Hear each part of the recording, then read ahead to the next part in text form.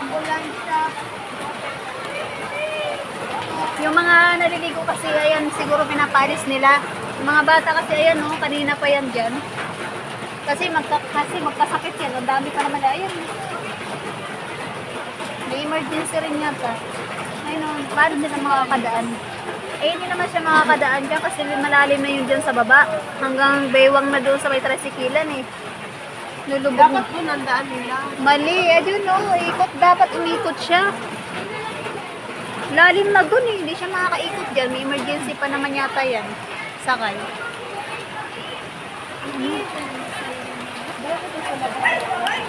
Kaya nga eh. Malamig ang puwet ko. Kumain kasi ako. Ayan.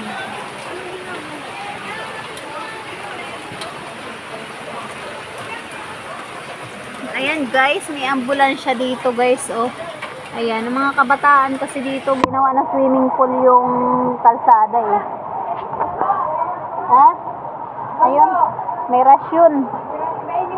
Ayan, may rasyon ng kapit. May rasyon kami guys, oh. Ayan, kabuta.